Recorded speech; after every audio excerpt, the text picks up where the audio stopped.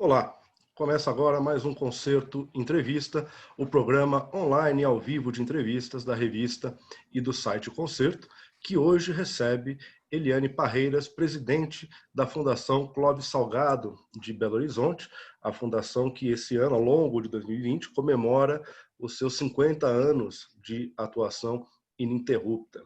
Eu sou João Luiz Sampaio e aqui comigo para entrevistar a Eliane estão a jornalista Luciana Medeiros, jornalista e escritora, o jornalista, crítico musical e tradutor Irineu Franco Perpétuo e uma figura conhecida de todos nós no meio musical brasileiro, o maestro Roberto Tibiriçá.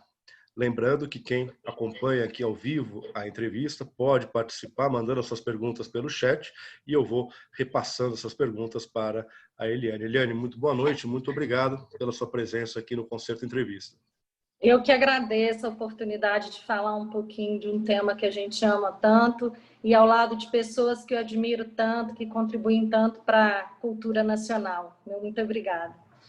Muito bem, muito obrigado. Eu vou começar te perguntando, Eliane, um pouquinho sobre a temporada de ópera, a temporada digital de ópera que a Fundação Clóvis Salgado está lançando, que começa agora, né, na semana que vem. E é uma programação bastante diversa, né, que engloba as diferentes facetas, né, da Fundação, porque a gente tem música, claro, com orquestra, com coro, mas tem também dança, tem cinema, tem exposição, tem uma atividade pedagógica também com a academia de ópera, né? Além de um webinar, enfim, um grande ciclo de debates que vai discutir a ópera, o mundo da ópera aqui no Brasil e também no mundo, né? E a minha pergunta, na verdade, pensando nessas múltiplas facetas, né, nessa diversidade de atividades do Palácio das Artes, da Fundação, eu te pergunto, por que escolher a ópera como eixo dessa programação? Por que a ópera e por que agora, especificamente, falar de ópera? Bom, primeiro é importante dizer que a gente vem já de um movimento na Fundação Clóvis Salgado que a gente chama de um novo programa de mediação cultural. Esse programa ele está estruturado em 3 eixos: mediação de informação, ou seja, ter uma comunicação clara, pública, acessível, diversa, plural, falando com todos os segmentos. Mediação de conteúdo, ou seja, como que eu posso fornecer e disponibilizar o conteúdo que a Fundação produz no maior número de plataformas e na maior possibilidade de formatos possível. E a mediação crítica, aí como é que eu dou outras camadas a partir daquele conteúdo ofertado, como é que eu faço reflexão, como é que eu faço outras questões. E esse movimento ele foi absolutamente acelerado, né, com esse processo de pandemia, quando a gente é impedido, né, de realizar nossa programação, essa parte importante das atividades da Fundação, que são a difusão, a produção e a formação, a gente é impedido de fazer isso presencialmente. Então, a ideia de começar a se pensar em como trabalhar isso de maneira digital, então, como eu falei, acelerando esse processo de mediação, mas, ao mesmo tempo, com um cuidado muito grande para não ser simplesmente pegar o conteúdo que existe e colocar na linguagem digital. Não é isso, né? A linguagem digital, ela exige outros repertórios, ela exige outras formas de se relacionar, de disponibilizar esse conteúdo para o público. E a gente teria uma temporada de óperas agora, presencial, né, em outubro. A Fundação Clóvis Salgado ela faz 2 temporadas de ópera ao ano, uma temporada seria agora. E aí, então, a gente decidiu que era importante manter essa tradição de falar sobre ópera, de difundir, de refletir, de formar tudo no setor da ópera, mantendo essa tradição, apesar da gente não ter a possibilidade presencial. E aí eu acho que tem um gancho dentro da sua fala, que por que agora, eu acho que também está relacionada a uma questão da importância da gente valorizar essa linguagem artística, né, num momento em que muitas vezes é pensado que essa é uma linguagem quase morta ou morta é pesado, mas parada, né, cristalizada, e a gente vê que não é absolutamente dinâmica, dialoga com a contemporaneidade, tem uma cadeia produtiva imensa. Vicky Flávia Furtado está aí, ela que defende tanto isso, uma cadeia produtiva imensa, né, trabalhando, produzindo com uma potência muito grande. Então, é um momento, sim, de celebrarmos, de difundirmos e de dialogarmos e debatermos sobre a ópera no Brasil. E aí, a gente pensou uma programação que tem essa característica da Fundação, como você disse, de diálogo, transversalidade, de trazer temas muito atuais, como a questão da igualdade de gênero, da questão da inclusão racial, de dialogar com várias outras linguagens artísticas, de trazer não só os iniciados ou os especialistas, mas trazer novos públicos. Então, uma programação bem ampla, como você disse, que a gente convida todo mundo a participar. Tibiriçá, inclusive, vai estar conosco. Temos uma mostra de cinema maravilhosa sob curadoria de João Luiz Sampaio. Então, a gente está muito feliz mesmo, assim, com um webinar muito importante com a parceria da Revista Concerto e sob curadoria do Nelson Kunze e da Flávia Furtado. Então, a gente está muito feliz. Irineu Franco Perpétuo, boa noite. Boa noite.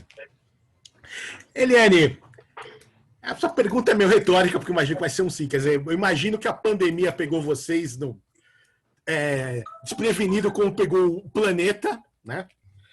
E, então, como é que é essa reformulação? Como é que foi dar esse cavalo de pau para a situação de pandemia? Eu queria saber também se vocês já estão projetando um pós ou se não tem pós, se vocês estão pensando em protocolos para retomada ou se falar em retomada é uma loucura.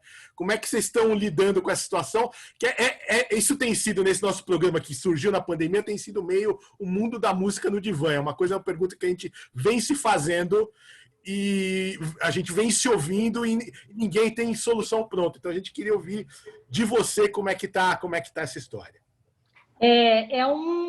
Eu acho que é, sem dúvida nenhuma, um dos maiores desafios que qualquer gestor já viveu, porque é um replanejamento cotidiano, né? Assim, eu brinco que é um planejamento por semana, com 5, 6 cenários possíveis, mas eu vou tentar te falar rapidamente assim, como é que foi o enfrentamento por parte da Fundação Cláudio Salgado e o que a gente está planejando para frente. Assim, o primeiro momento foi realmente de cuidar tanto do público quanto dos funcionários e dos artistas. Então, a gente suspendeu a programação, né? Num primeiro momento, continuamos com a programação, mas com todos os cuidados adicionais. Num segundo momento, essa programação foi suspensa já aí com todos os procedimentos que a gente teve no país inteiro.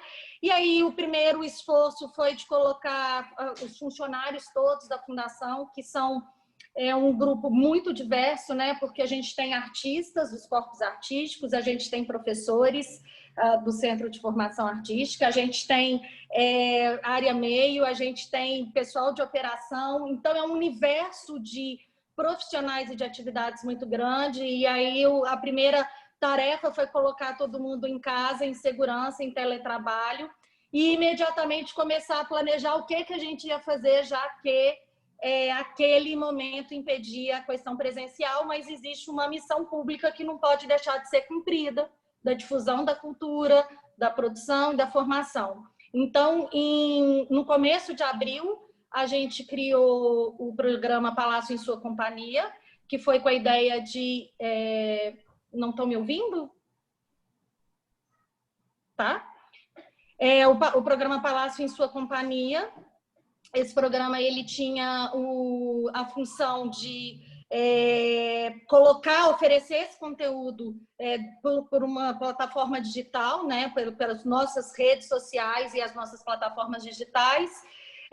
Logo 15 dias depois, um mês depois que a gente fechou, nosso outro desafio foi voltar às atividades formativas também pelo meio remoto, com tudo que implica as atividades formativas à distância. Então, a gente tem plena consciência que essas atividades elas não serão suficientes, que é evidente que é necessária a prática coletiva, a prática em conjunto, a prática no espaço, o contato, mas que a gente vai complementar esse conteúdo com a volta no momento que for presencial. E, a partir disso, então, nós começamos a pensar todos os nossos programas, mas dentro daquilo que eu estava dizendo, como é que a gente trabalha isso para uma outra linguagem, que é a linguagem digital, em outro formato, que requer outros tempos, que requer outras formas de apresentação. Então, com isso, a gente criou vários programas dentro disso, todas as linguagens. Estamos criando agora, inclusive, uma plataforma digital do cinema, do Cine Humberto Mauro. Então, Cine Humberto Mauro Mais, né, um dos cinemas mais importantes de Minas Gerais. E aí vamos ter agora essa oportunidade também de ter ad eterno aí essa plataforma digital. E o grande desafio foi, do ponto de vista de produção, foi manter os corpos artísticos atuantes, né, mas cada um na sua residência. Então, a gente tem experiências bem interessantes de programas que são muito importantes para a instituição, como, por exemplo, Sinfônica Pop, onde a Orquestra Sinfônica dialoga com a música popular brasileira, projeto criado pelo maestro Roberto Birissá, quando estava aqui com a gente, e adaptar essa experiência para a realidade digital. Então, vídeos curtos, né, porque é uma outra linguagem mesmo, mas, ao mesmo tempo, recuperar também uma parte de memória, onde a gente exibe também essas produções. E estamos com os protocolos prontos, os protocolos, inclusive, relacionados aos corpos artísticos, mas num processo de construção conjunta da melhor forma de retorno. Então, um diálogo muito intenso com os corpos artísticos e com os professores, que são as duas áreas talvez mais afetadas desse processo. Todas são, mas as atividades de operação, de alguma maneira, elas podem retornar na medida em que a gente tiver autorização do setor público, mas essas áreas, sem dúvida nenhuma, o processo criativo está todo alterado, né? O processo criativo ele foi completamente impactado e, então, há um intenso debate interno para a gente construir essas saídas possíveis no momento de retorno. Acredito, Irineu, que a gente tem algumas conquistas que foram adquiridas nesse período, especificamente da Fundação, que foi essa questão do universo digital, que elas vão ser agregadas à experiência presencial. A experiência presencial ela não é substituída por nada, evidentemente, todos nós sabemos, mas a experiência digital ela pode atuar naqueles eixos que eu comentei no começo, da mediação de conteúdo e da mediação crítica. Elas são instrumentos muito importantes para oferecerem essas outras camadas, para oferecer a experiência num processo de descentralização, né, e de formação, inclusive. Então, a gente acredita que isso vai ser definitivamente integrado ao nosso universo, coisas que algumas instituições já trabalham há muito tempo, né? Uma Filarmônica de Berlim, há muitos e muitos anos, já lida com esse tipo de conteúdo. Mas eu acho que agora a gente foi provocado a realmente pensar esses universos, né? Na hora que pensa-se um projeto, já incluir esse universo do digital junto. Acho que a gente vai ter, infelizmente, um processo de transição ainda com uma redução de público presencial, né? E assim, eu compartilho da preocupação de vocês, acompanho o que vocês escrevem e compartilho da preocupação de que isso não implique em pouca acessibilidade, né? Assim, é um enorme desafio que é lidar com público presencial menor, mas garantir acessibilidade, garantir que a gente tenha diversidade de público, garantir que a gente tenha novos públicos. Então, é um quebra-cabeça gigantesco. Estamos abrindo agora a pauta de 21, organizando isso, como eu disse, num planejamento e replanejamento continuado, porque nós tivemos 6 meses de agenda de 2020 que estão indo para 2021, já com plateias vendidas, tudo vendido. Então, tendo que transportar. Então, é um enorme então, desafio. Como é que você planeja um 2021? O que você está imaginando de 2021? Você consegue planejar o ano que vem? Você deve ter uma ideia do que vai ser o ano que vem. Vamos todos ouvir, então, porque ninguém que eu conheço faz a menor ideia. Não, na verdade, o que a gente tem feito, o que a gente está fazendo é um bloqueio mesmo de pautas de uma maneira mais extensa, exatamente para que a gente possa ter flexibilidade de reorganização, porque, como falamos, não sabemos, né, o momento em que, especialmente aí, eu estou falando, Irineu, especialmente dos corpos artísticos, né? Porque das outras agendas a gente negocia com os produtores externos, com o cinema, você joga a amostra para cá, né? Claro, é um esforço enorme, mas sem dúvida nenhuma os dois maiores desafios são os corpos artísticos e a atividade formativa. Então, o que a gente tem feito é um planejamento que ele vai mudando de data. Então, a gente tem períodos, mas que eles vão mudando. Agora, evidentemente que isso que eu não tenho como te falar de repertório, não tem como te falar de programa, não tem como te falar que tamanho vão ser nossas óperas no ano que vem. Eu posso te falar de diretrizes gerais, que são essas, do ponto de vista da gente ter uma programação intensa, inclusive porque a gente tem, como eu falei, compromissos públicos que a gente tem que cumprir, inclusive institucionais e formais com relação aos corpos artísticos. Então, a gente vai ter que ter uma agenda intensa e muito criativa mesmo para poder construir esse quebra-cabeça. Mas é isso, assim, estamos abrindo pauta de 21, não programação. Programação em construção. Tá. Em construção. Tá bom. Saiu bem, hein? Luciana, boa noite.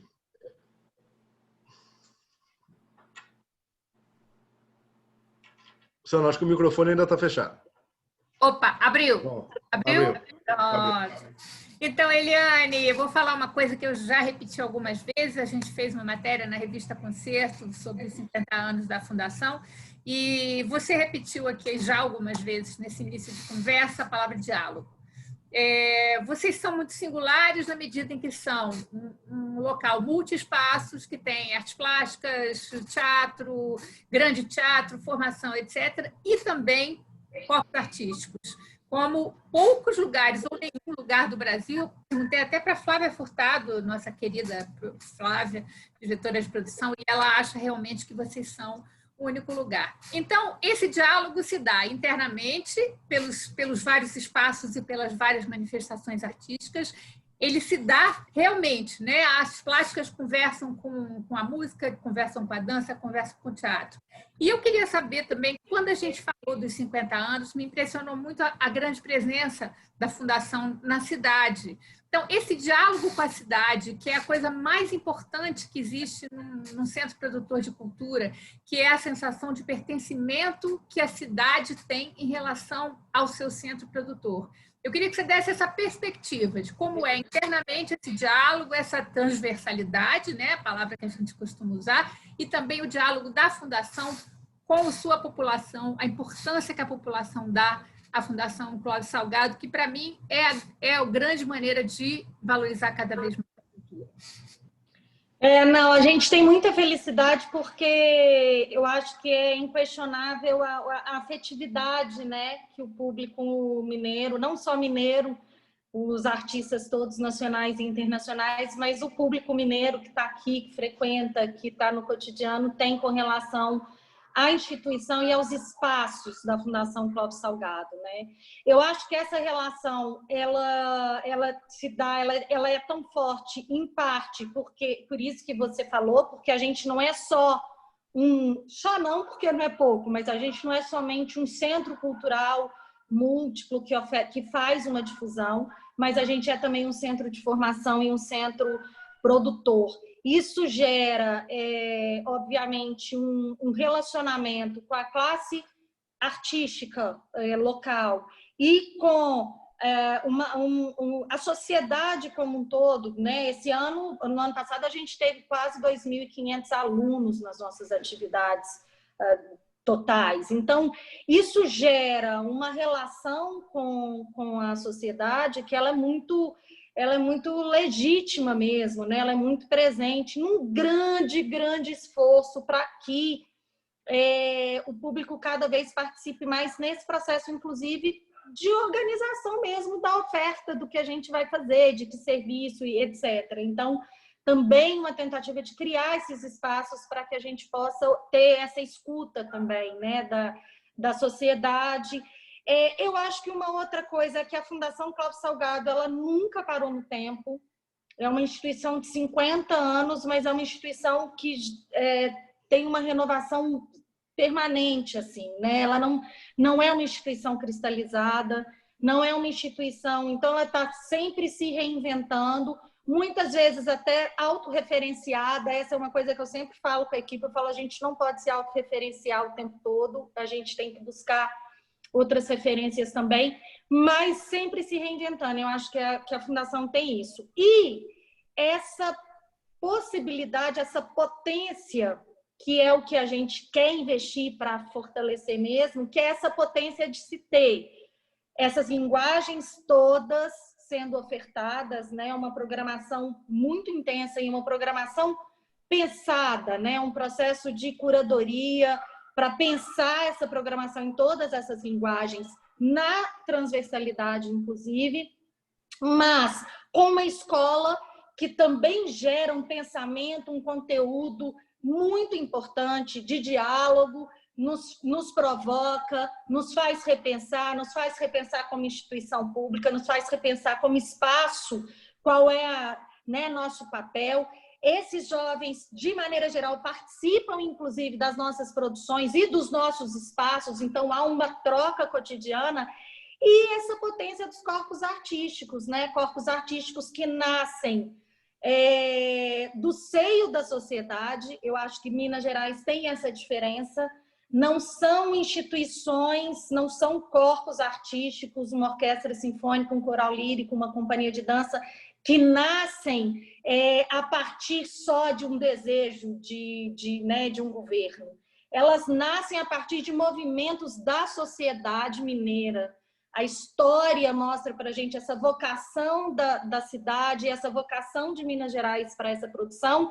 E esses grupos, eles são, então, institucionalizados e formalizados a partir de movimentos que saem da sociedade. Então, isso dá muita legitimidade mesmo, né? Nessa relação com a sociedade. Nessa relação, as pessoas se sentem donas, como você está falando, as pessoas sentem que aquilo faz parte da cultura, da sua cultura, né? Então, isso dá muito orgulho, assim, eu acho que é uma história muito interessante, né? A instituição tem uma história muito interessante. E você, então, depois você conta para a gente como é que você consegue um dia de 48 horas para administrar tudo isso, né?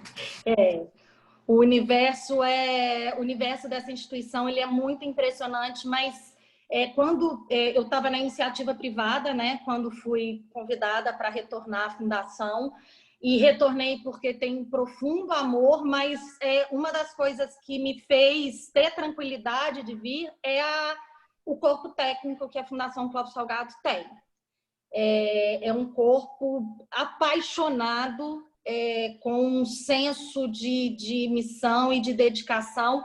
Isso é que faz a gente, né, cometer essas loucuras de falar, não, vamos juntos. Mas é isso.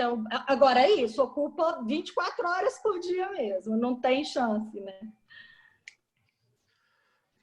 Maestro Tibiriçá, boa noite, bem-vindo ao Concerto Entrevista. Obrigado, boa noite a vocês todos, é um prazer estar aqui com vocês. Bom, Eliane, o que falar de você? Quer dizer, a admiração é muito grande e eu falo sempre que você tem rodinha nos pés, porque essa é a sua segunda gestão como presidente da Fundação. Depois, no meio disso, você foi secretária de Cultura do Estado. Quer dizer, são cargos assim de alto escalão muito complicados. Eu não vou nem perguntar qual é a diferença entre ser secretária de Cultura ou ser presidente, qual é o mais difícil, se é ser secretária de Cultura ou ser presidente da Fundação. Eu agradeço aqui em público, porque você acreditou em mim, foi você que me levou aí para Belo Horizonte na sua primeira gestão, e eu tenho isso guardado aqui no meu coração com muito carinho. Mas eu sempre tive uma curiosidade, que no fundo, todo mundo tem um pouquinho de curiosidade de como administrar. Vocês estão falando, você estava agora falando aqui, e essa pergunta da Lu, que são 24 horas por dia, né? Como é que você consegue captar recursos para isso? Como é que você consegue ir atrás de dinheiro para ir conseguir fazer todos esses sonhos que a gente tem, que eu me incluo também nisso? Eu sei que você conseguiu aí uma parceria iluminada com a CEMIG, até que agora é Palácio das Artes CEMIG. Quer dizer, isso veio, acho que na hora certa, no momento certo, uma coisa assim que Deus botou a mão e falou assim, vai lá ajudar a Eliane, porque ela vai precisar. Mas como é que é isso? Quer dizer, você trafega em todas as áreas que a gente sabe, né? Na parte cultural e na parte política também. Como é que é administrar essa cidade que é o Palácio das Artes? Eu não falo em palácio, é uma cidade isso. Bom, primeiro, te agradecer pelas palavras e dizer que, assim, a Fundação Clóvis Salgado te deve muito, né, maestro? Assim, o maestro tem uma importância histórica, chegou num momento muito estratégico, né, de reposicionamento da Orquestra Sinfônica, de construção, de reconstrução de uma identidade, e eu só tenho realmente muito a agradecer. Vários desses programas criados estão lá, consolidados, 10 anos depois, consolidados, com enorme sucesso, com reconhecimento do público. Então, é uma felicidade mesmo, para além de toda a admiração artística que eu tenho, né, por você, dessa criação mesmo e desse resultado para Minas Gerais, para a Fundação. A Fundação é realmente, sem dúvida nenhuma, uma instituição muito desafiante do ponto de vista de gestão.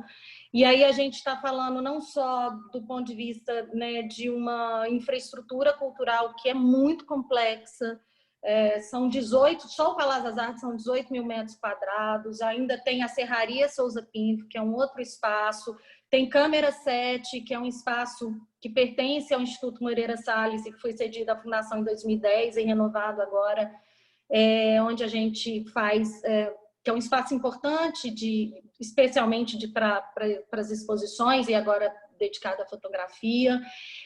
Temos um centro técnico de produção, temos o Cefarte Andradas, que é um prédio que a gente está preparando para poder receber a escola, que fica ao lado da Serraria. Temos o Cefarte Liberdade, que está na Praça da Liberdade. Então, isso só para falar de espaços, né? Mas afora, esses sozinhos já são universos imensos, como a gente estava falando, que são os corpos artísticos e a escola, né? Uma escola com essa dimensão, com cursos técnicos e cursos de extensão, mas uma escola que formou inúmeras gerações, né? É difícil você pegar o currículo de alguém em Minas Gerais que não teve alguma passagem, né, no processo de pesquisa ou de formação na Fundação. Então, é um desafio enorme. Agora, sobre financiamento, eu falo que eu acho que tem um tripé que sem ele a gente não consegue seguir. O primeiro é o recurso público. O recurso público ele tem que estar presente para poder garantir o funcionamento básico mínimo. Sem ele, a gente não consegue buscar um patrocinador privado. Sem ele, a gente não vai ter a estrutura física funcionando. Sem ele, a gente não vai ter um corpo técnico que vai conseguir gerar conteúdo, pensamento, reflexão e produção. Então, primeiro é o recurso público que ele tem que estar ali nesse tripé. O segundo é, sim, a busca pelo recurso privado, essas parcerias, né, que não é só recurso. A gente atua muito em parceria de programação, parceria do ponto de vista de rede mesmo, de atuar em rede. Então, essa parceria com, né, o que eu chamo de tudo que envolve as relações institucionais, essas parcerias são fundamentais para se compor programação, para se pensar em financiamento, para se ampliar a programação e acessibilidade, para se conseguir oferecer uma programação a preços acessíveis ou, né, para se ter atividades formativas. E para esse recurso chegar, para essas parcerias chegarem, tem que ter uma coisa que se chama credibilidade. Sem isso, não há parceiro que venha, né? Assim, e aqueles que vêm por algum outro motivo, a relação ela não permanece, né? Ela é muito pontual. Então, eu acho que credibilidade é fundamental, planejamento, né? Por isso, eu brincando com o Irineu, assim, é desesperante mesmo, um momento como a gente está, onde a gente está buscando, por exemplo, parcerias para 2021, mas a gente não tem um planejamento estruturado, como ninguém tem. Estamos todos juntos construindo esses planejamentos. E, por fim, desse tripé, o público consumidor. O público é fundamental que o público participe e que feche essa estrutura do sistema de financiamento. É importante que a gente tenha, não só da perspectiva de valorização de uma cadeia produtiva, que é muito importante, que precisa ser reconhecida como geradora de negócio, emprego, renda e geradora de recursos, mas porque é fundamental que esse público esteja e que esse recurso também esteja presente. Ele também é um balizador das nossas atividades, da qualidade das ações, da qualidade do que a gente oferece. A Fundação, inclusive, há alguns anos, que é uma questão bem inovadora, a receita gerada, ela compõe o orçamento. Então, quando a gente tem um orçamento do Estado aprovado, uma parte daquele orçamento é uma receita, que se eu não gerar, eu tenho que gerar aquela receita. Se eu não gerar aquela receita, o orçamento automaticamente diminui, porque é uma vinculação, que é muito interessante, é muito inteligente, porque coloca todo mundo de uma maneira, obviamente, responsável, com calibragem, né? Ninguém vai sair enlouquecido para poder gerar receita de qualquer jeito, não é isso. É uma instituição pública, mas com essa calibragem para que a gente tenha. Então, agora, é um enorme desafio. No momento como que a gente está hoje, onde a receita do público está lá embaixo. Alguns patrocinadores com dificuldade de se manter, né? Então, o Estado tem que entrar mais e tem que dar as garantias. E aí vai se fazendo essa calibragem para poder seguir. Mas é um enorme desafio, especialmente num país que ainda precisa avançar muito na compreensão, né, dos impactos sociais, econômicos, culturais que a atividade cultural desempenha e tem em qualquer sociedade. Né? Eliane, pegando carona na pergunta do maestro, já que o maestro falou de grana, assim, com situação atual de dólar, inflação e tal, se tivesse manter o orçamento já é complicado porque o custo está crescendo. Vou ter os dados aqui que você pode até me corrigir, mas tinha o dado que em 2019 vocês tiveram 42 milhões de orçamento e que agora para 2020 caiu para 38, que é uma pancadinha de 10%, uma pancada que dói no orçamento de qualquer um, e nem sei se tem uma previsão para 2021, como é. Pergunta então, como é que faz? Você acabou de falar desse tamanho do negócio, todo mundo. A gente está tendo a dimensão do tamanho, até para quem está aqui em São Paulo acostumado com coisa grande, vocês são um negócio, um trem grande demais, assim, como diz aí. E aí vocês levam. Aí esse trem grande não diminui o tamanho do trem. E você tem 10% a menos de dinheiro para gerenciar, sendo que você já não estava, digamos assim, nadando em uma quantidade chinesa de recursos. Então, e você disse, bom, a sociedade mineira nasceu dela, essa demanda, todo mundo sente o pertencimento desses corpos de Estado, sente o pertencimento desses corpos de Estado, você tem cada vez menos dinheiro para gerir esse negócio aí. Qual que é a mágica, então? Não, na verdade está nesse tripé, mas vamos falar um pouquinho a respeito dessa situação e até do momento que eu cheguei. Eu cheguei em março, final de março de 19, numa situação bastante complicada do ponto de vista de infraestrutura no Palácio das Artes, porque a gente estava com alguns problemas estruturais graves, inclusive com risco de ter que cancelar a programação mesmo, no principal espaço, que é o Grande Teatro, né, que tem 1.700 lugares.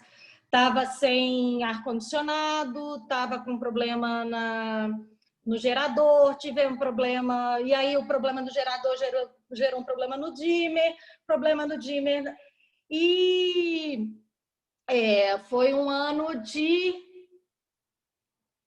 fortes emoções, assim, né? Mas aí, quando eu falo dessa sensibilidade do governo, Irineu, por exemplo, o governo entendeu que ele tinha, se a gente não consertasse o ar-condicionado e o gerador, né? A estrutura lá do transformador, que não tinha discurso nem credibilidade pessoal ou da instituição que sustentasse, por exemplo, a vinda de recurso privado. Então, o governo foi lá e bancou 1.300.000 para a gente poder recuperar a questão da estrutura da fundação. Então, são momentos de entendimento dessa questão, que, óbvio, a gente sabe que o ideal seria a gente ter um orçamento muito mais completo, evidente, né? Todos nós, mas que, no meu entendimento, dentro de uma situação fiscal como o Estado está, a gente se adequar com 10% de redução no nosso orçamento é algo palatável dentro do tamanho dos desafios que se tem do ponto de vista fiscal do governo do Estado, em Minas Gerais.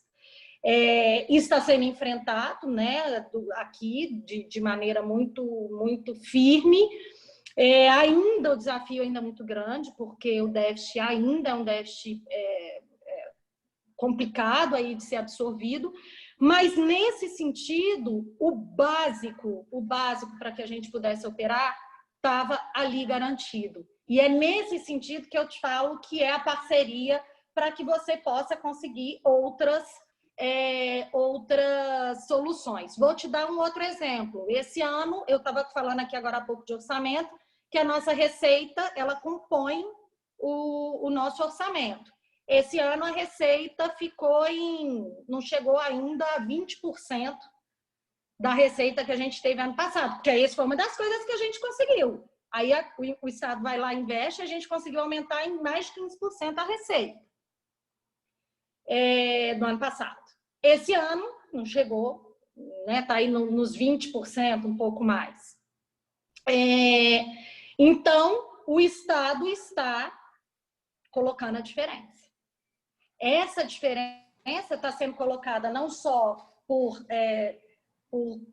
valores, por saldos que eu tinha de anos anteriores de produção a mais, que ficaram ali.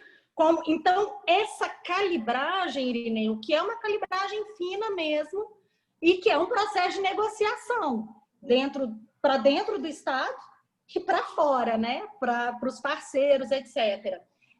A previsão do orçamento para o ano que vem, ela tem um pequeno aumento, porque está relacionado ao nosso contrato de gestão, e é importante também dizer sobre isso. A Fundação ela tem um modelo de gestão que ele é bastante único, né? Porque a gente tem a Fundação com seu corpo técnico, mas a gente tem uma organização social que é uma parceira, a gente tem um contrato de gestão, e que é uma parceira, que é a APA, que é extremamente importante, porque é uma relação estratégica muito, muito bem resolvida, onde você tem o papel de uma gestão executiva de vários programas e projetos por meio do contrato de gestão.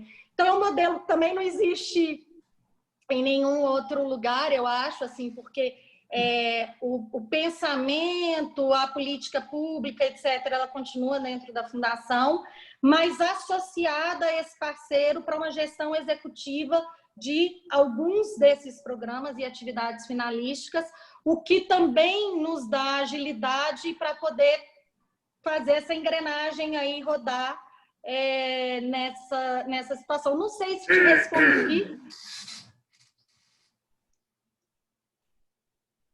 Não sei se te respondi, Irineu. Tá suficiente? Sim. A arte do malabarismo nas condições brasileiras, né? É a gestão, né? Isso é gestão, né? Eliane, eu queria voltar um pouquinho ao evento agora que começa em Lu, até novembro. Oi. posso só emendar rapidinho uma pergunta aqui na pergunta do Irineu e depois eu te chamo para a gente voltar a falar do evento, por favor, tá? Desculpa te interromper. Eliane, a pergunta que eu vou fazer tem um pouco a ver com esse contexto que o Irineu descreveu. Né? Você tem 25 anos de experiência, tanto na gestão pública como na gestão na iniciativa privada também, como o Aécio lembrou, você foi secretária de Cultura, né, de Minas Gerais entre 2011 e 2015 e já passou também pelo Instituto Cultural de Minas, pelo Sesc Minas e outras instituições. Né?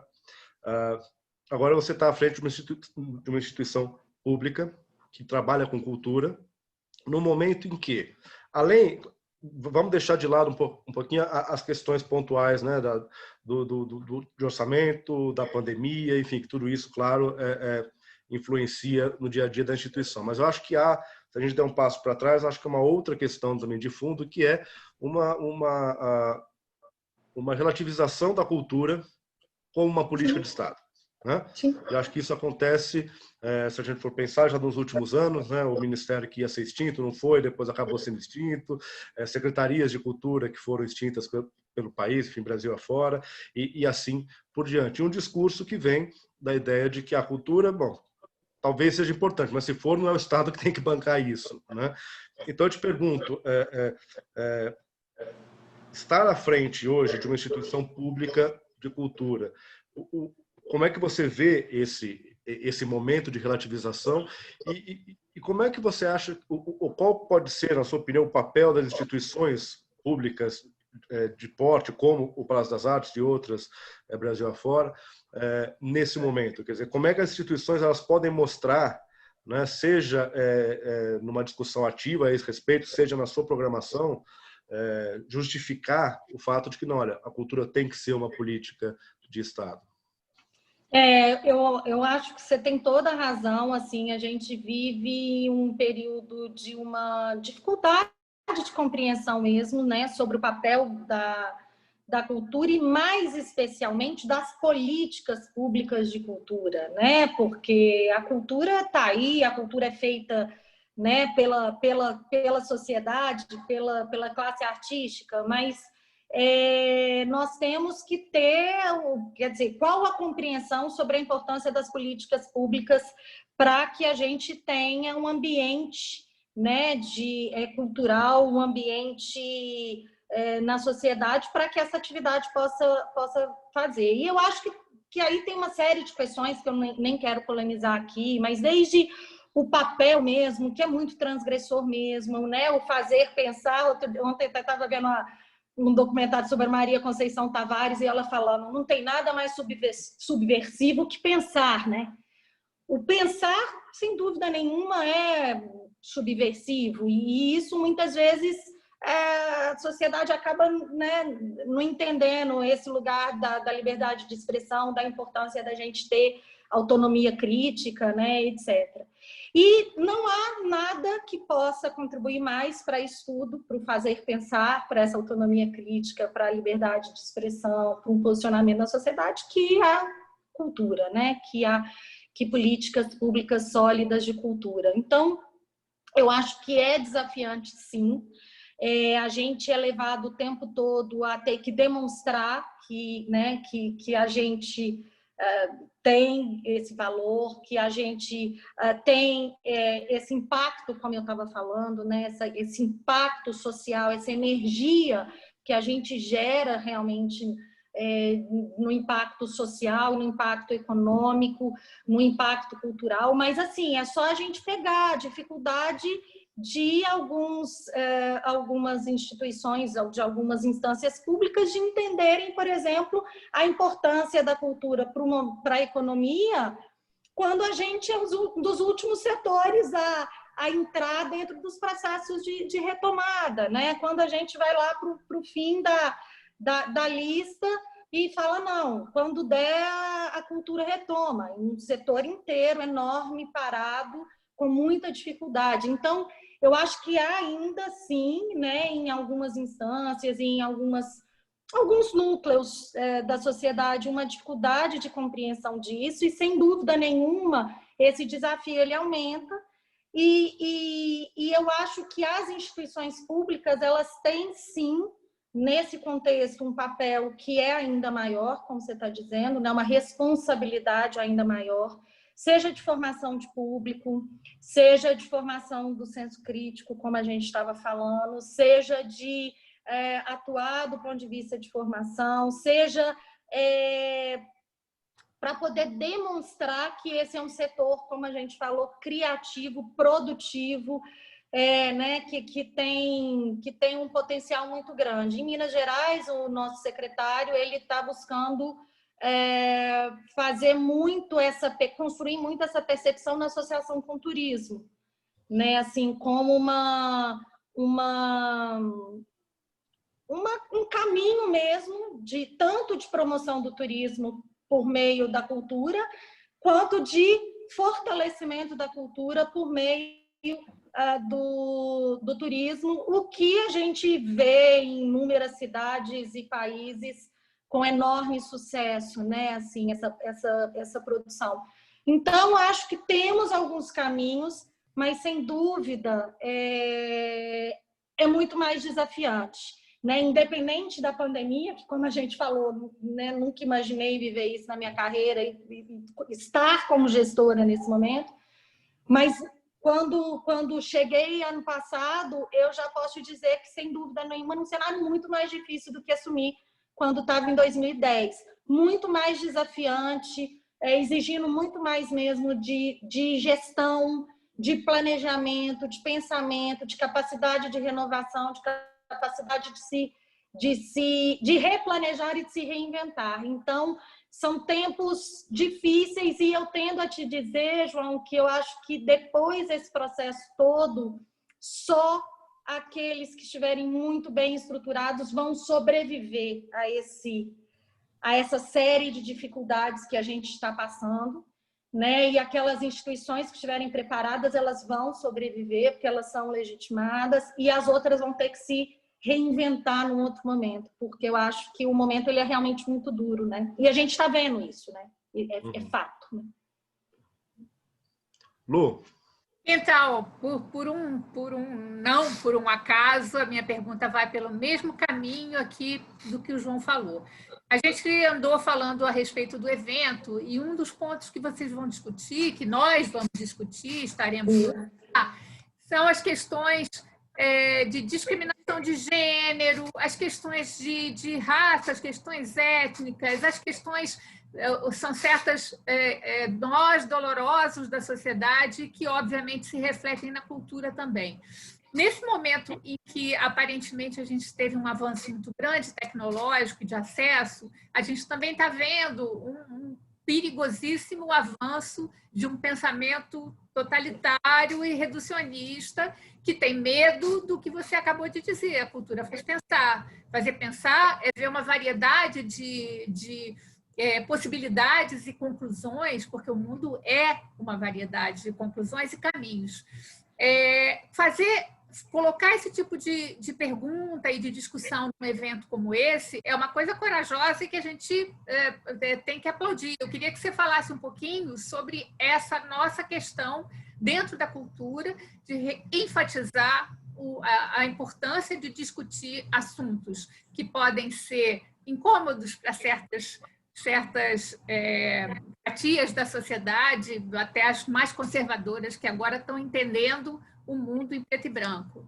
Isso é corajoso e, de certa maneira, até perigoso, né, Eliane? Perigoso no sentido de estamos correndo riscos de desagradar governos quando a gente fala coisas dessas em vários lugares do Brasil. Eu sei que as pessoas estão intimidadas com esse tipo de avanço totalitarista.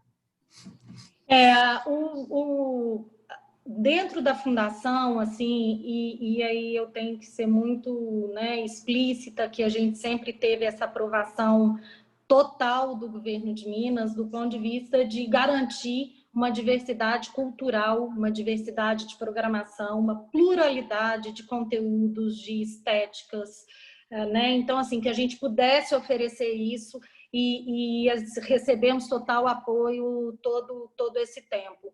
Mas, para além disso, existem algumas questões que é que você estava falando e que são muito necessárias discutirmos e assumirmos nossas idiosincrasias, nossas dificuldades, nossas dívidas históricas, que são, sim, algumas questões relacionadas, como, por exemplo, a gente citou, igualdade de gênero, diversidade racial, mas a gente pode falar também de inclusão tecnológica, inclusão social, né? Então, são temas que são muito importantes, são debatidos de uma maneira...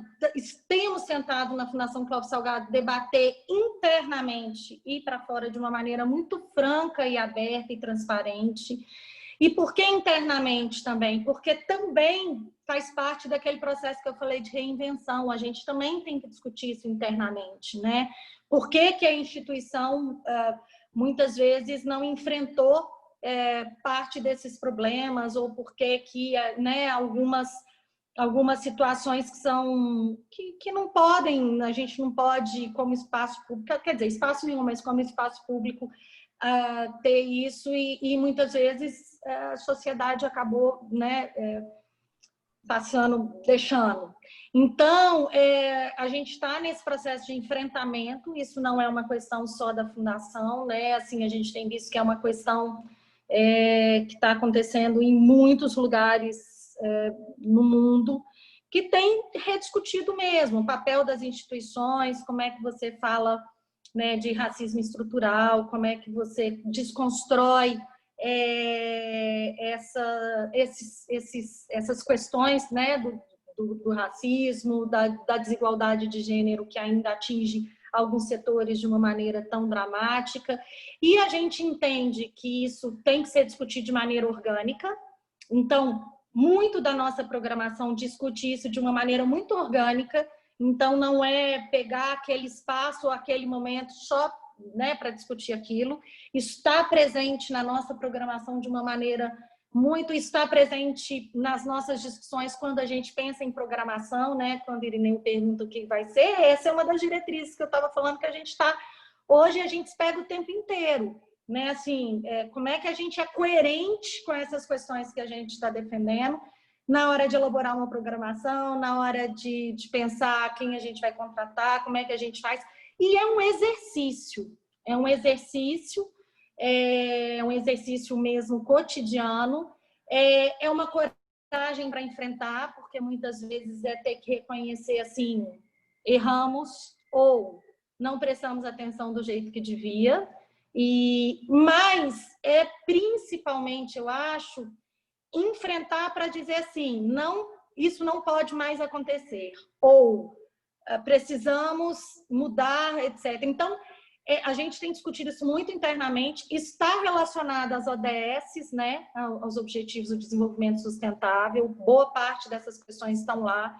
A gente tem discutido com os nossos parceiros, inclusive os financiadores, a gente tem discutido esse tipo de questão, né, de como é que a gente traz, inclusive, esse pensamento mesmo para que a gente possa fazer. E acho que estão surgindo boas iniciativas, né? Mas essa é uma construção que, sem dúvida nenhuma, ela não pode ser feita só de dentro para fora, né?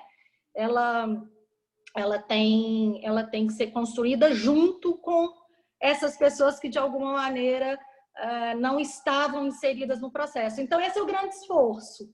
E acho que, como eu estou dizendo, tem surgido questões interessantes, e que vão ser conquistas que vão sendo adquiridas e que vão se consolidando, né? Assim, o Cefart, ele implementou um tempo atrás cota. Tem cota social e tem cota para a questão racial. E, assim, como mudou? Ele sempre foi gratuito, ele sempre esteve disponível, mas o fato da gente ter a criação de uma cota motivou um grupo que nunca que não estava ali, que não se identificava, que não se sentia com permissão, né? Não se sentia com permissão de fazer aquilo. E assim, a gente não mudou nada do ponto de vista... É a mesma oferta que estava disponível antes. Só mudamos que garantimos esse espaço. E ao garantir esse espaço, de alguma maneira, é isso que você disse. As pessoas falaram assim, não, então agora esse espaço é meu, né? Eu posso ocupar, eu devo estar lá. Então, são ações que a gente vem implementando e fazendo muito estudo, entendendo o que funciona, o que não funciona, ouvindo, né? Tem que ter escuta ativa, tem que ter humildade para ouvir, porque é difícil às vezes, né? Às vezes a gente se pega tendo reações que a gente não gostaria de ter quando a gente ouve e depois o negócio decanta e fala assim, não, né? A escuta não pode ser por esse caminho, vamos tentar absorver isso de outra maneira. Mas é um processo muito rico e eu acho que as instituições, de maneira geral, estão vivendo isso, assim, é um processo muito rico, interno, de discussão e de diálogo disso aí. Maestro, por favor, não, mas por favor. Não, tudo bem. Você sabe, eu me lembro uma ocasião que você fez, acho que na primeira gestão, tivemos uma reunião ali na sala ao lado com vários maestros e diretores de teatro, sempre pensando numa coisa assim de buscar uma coisa assim de cooperação, né? Eu tenho um grande sonho que é acabar um pouquinho com essas coisas meio de, não é ciúmes, mas às vezes é um pouco até de dificuldades técnicas também. Mas por que não se faz uma união mais forte entre os teatros brasileiros, entre os maestros, entre os programadores, diretores, enfim, o que eu quero dizer? Quer dizer, o Palácio das Artes, por exemplo, que é um exemplo para o país, quer dizer, uma coisa assim, por onde eu ando, eu dou um jeitinho de citar sempre o Palácio das Artes, porque realmente é uma cidade isso, como eu estava te falando da sua dificuldade de administrar. Mas, por exemplo, por que não se reúnem? Isso acabaria com muitos problemas financeiros também, para se juntar, por exemplo, o Palácio das Artes faz uma ópera X, que depois vai para São Paulo, que depois vai para o Rio, aí do Rio vem para... Sabe, aquela coisa de intercâmbio, não é? Nós tivemos aí, eu não me lembro, quem sabe o João pode me elucidar, ou o Irineu, teve um ano aí, não sei se foi no ano retrasado, tiveram 3 Carmens no ano. A gente... Aí, não é? Aí, esse ano agora, quer dizer, a ópera Aida, por exemplo, não se faz desde que eu nasci, sei lá quantos anos, né? De repente, o ano passado, que já veio a pandemia, acabou com tudo, mas esse ano era para ter 2 Aidas. E, enfim, não há nenhuma crítica aqui, pelo amor de Deus, a ninguém. Não, mas o porquê? Sabe, nós já temos que brigar. Eu ontem vi uma notícia que estão querendo tirar 25% da Orquestra Sinfônica Nacional do Chile. Quer dizer, nós aqui na América, aqui embaixo, a gente vive contando moedinhas, né, dinheiro ali, que tudo é importante. Nós não temos esse tesouro aberto da Alemanha, etc.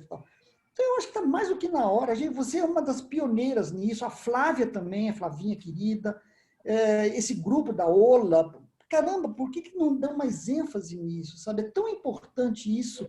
O palco do Teatro Municipal do Rio de Janeiro é compatível com o Palácio das Artes, que é compatível, sabe? Eu acho, maestro, que, assim, primeiro, esse é um assunto que, né, entra geração, sai geração, a gente fica debatendo. Infelizmente, isso é que é triste, assim. É um assunto que está muito presente no Fórum Brasileiro de Ópera, Música de Concerto, né? Dança e Música de Concerto. A Flávia é uma pessoa que defende isso e a gente tem conversado muito a respeito disso também, e ela desempenha um papel importantíssimo.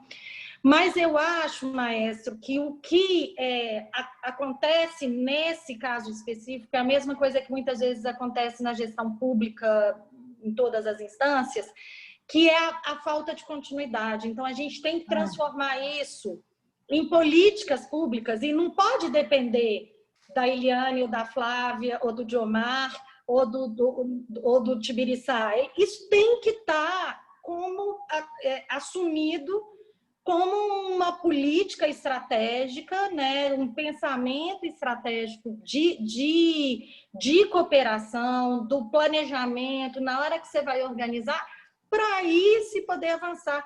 Porque eu acho que o problema é esse, assim, fica muito hoje na dependência dos gestores, das pessoas que estão, e aí não há continuidade. Então, você começa, você faz, mas assim, eu acho que esse período da pandemia é uma coisa que é muito louca, porque eu acho que assim, ele está nos obrigando nesse sentido a repensar de uma maneira muito mais criteriosa essa questão, e está, eu acho que construindo caminhos que vão ser mais sólidos. Eu tenho essa sensação. Pode ser uma ilusão, pode ser que isso passe, que você fale assim, nossa, ingênua você. Mas eu tenho, assim, nesse momento eu tenho uma sensação que eu acho que há um espírito maior, geral, para esse processo de cooperação, de construção coletiva, de diálogo, né? Acho que as dificuldades nos aproximaram. As dificuldades, né, trouxe todo mundo para mais próximo, para tentar achar soluções mais coletivas e não individuais, porque está todo mundo vivendo. Né? Então, eu tenho... E assim, eu acho que a gente está caminhando para ter isso, sim. Agora, eu não tenho dúvidas do que você fala. Esse é o caminho, né?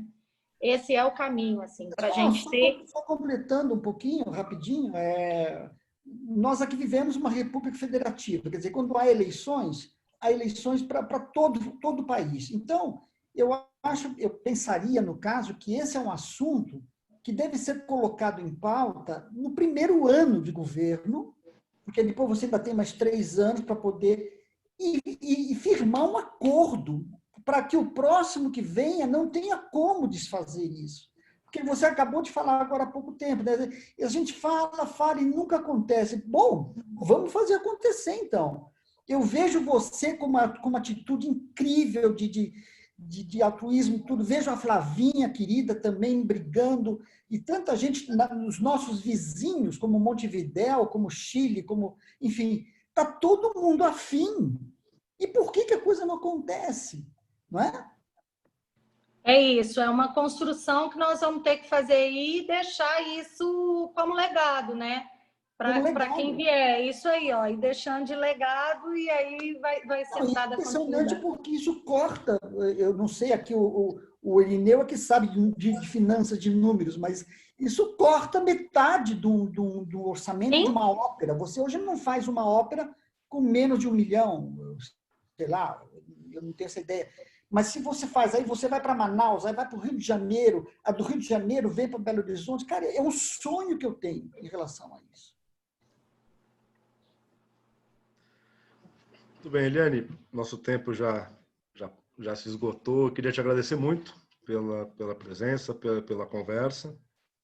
Eu que queria agradecer, gente, muito, assim, primeiro que, como eu disse, pessoas que eu admiro tão profundamente, estar aqui junto com amigos, né, e né, profissionais que eu admiro muitíssimo, né, agradecer mesmo, dizer que pode ser utopia, mas a gente tem que ter utopia para acreditar que nós vamos construir, né, juntos, vamos construindo mesmo caminhos, que é isso, que vão consolidando essas boas iniciativas, que vão, né, fortalecendo as instituições, os artistas, a produção cultural, né? E agradecer muitíssimo a todo mundo que está aqui, todo mundo que eu estou vendo é meu parceiro de alguma maneira, meu muito obrigada mesmo, viu? Muito bem. Muito obrigado, Eliane. Obrigado, Eliane. Eu queria fazer um convite rápido, só para todo mundo, a nossa temporada de óperas, como a gente falou, que começa agora, na semana que vem, a gente vai ter uma programação riquíssima, Flávia, João Luiz, Tibiriçá, uma programação muito rica, convidar realmente todo mundo, pedir que nos ajudem a divulgar. Nossa ideia é exatamente isso, Tibiriçá, trazer todo mundo para esse grande movimento de discussão, valorização, né, e reconhecimento da ópera no Brasil. Desculpe, João Luiz. Imagina. Bom, muito obrigado, então, Eliane, Irineu, Luciana, maestro, muito obrigado. Obrigado quem nos acompanhou aqui ao vivo na entrevista. Lembrando, então, que o Concerto Entrevista volta no dia 19 de outubro. Até lá, então. Um abraço a todos. Obrigada, gente.